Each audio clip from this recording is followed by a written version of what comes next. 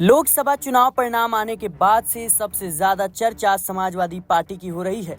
जिस समाजवादी पार्टी ने साल 2019 के लोकसभा चुनाव में महज 5 सीटों पर जीत दर्ज की थी, लेकिन साल 2024 के लोकसभा चुनाव में 37 सीटों पर जीत दर्ज करके समाजवादी पार्टी ने सबको चौंका दिया। अब सवाल उठ रहे हैं कि आखिर अखिलेश यादव ने वह कौन से पैंतरे आजमाए जो भारतीय जनता पार्टी के ऊपर भारी पड़े। बता दें कि उत्तर प्रदेश में समाजवादी पार्टी ने 37 लोकसभा सीटों पर जीत हासिल कर बीजेपी को जोरदार झटका दिया। बीजेपी की संख्या इस बार 62 से गिरकर 33 सीटों पर आ गई है। कांग्रेस का प्रदर्शन भी उत्तर प्रदेश में काफी बेहतर हुआ है। यहां कांग्रेस को 6 सीटों पर जीत मिली है। लोकसभा चुनाव 2019 में सपा को यूपी में सिर्फ 5 सीटों पर जीत मिली थी। तब बसपा और सपा ने गठबंधन कर चुनाव लड़ा था। बीजेपी की संख्या तब 62 थी और बसपा को 10 लोकसभा सीटों पर कामयाबी मिली थी। इस चुनाव में समाजवादी पार्टी ने गठबंधन यानी इंडिया में रहते हुए कांग्रेस के साथ मिलकर 62 सीटों पर चुनाव लड़ा था। आपको बता दें कि कांग्रेस यूपी की 17 सीटों पर चुनाव लड़ रही थी। इन सबके बीच समाजवादी पार्टी ने अहम रणनीति बनाई और अपने MY यानी मुस्लिम यादव वोट बैंक को हासिल करने का प्लान बनाया था और उनकी नजर गैर यादव OBC वोटर्स पर भी थी। समाजवादी पार्टी ने यादव कम्युनिटी से 62 सीटों में से सिर्फ 5 उम्मीदवार उतारे थे और सभी मुलायम परिवार से ताल्लुकात रखते हैं। 2019 में सपा ने 10 यादव उम्मीदवारों को मैदान में उतारा था।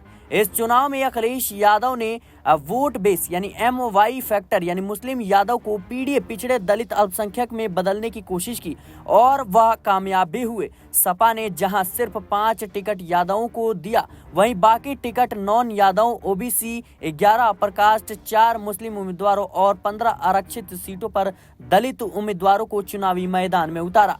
चुनाव से पहले अखिलेश यादव ने कहा था कि अधिकांश पिछड़े दलित और अल्पसंख्यक एकजुट होकर सपा के PDA मुद्दे का समर्थन करेंगे, जिसके कारण इस बार भारतीय जनता पार्टी के समीकरण और कुछ फॉर्मूले विफल होते हुए नजर आए। अखिलेश ने कहा था कि एक सर्वे के मुताबिक PDA में यकीन करने वालों में 49 पिछड़े और 16% दलितों को PDA में विश्वास है, 21% अल्पसंख्यकों को यकीन है।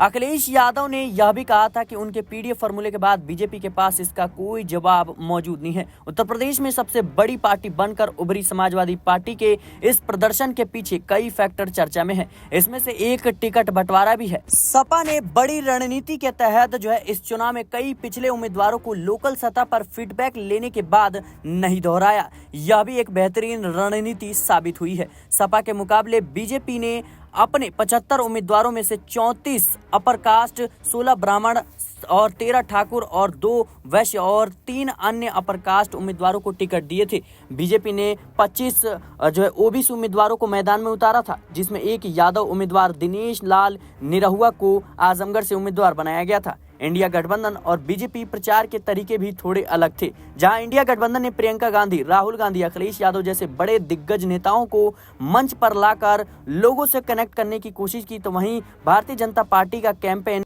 पूरी तरीके से नरेंद्र मोदी के चेहरे पर टिका हुआ था। फिलहाल के लिए इस खबर में इतना ही। देश और दुनिया की तमाम खबरों के लिए बने रहे नेक्स्ट 9 पॉलिटिकल बाइट के साथ।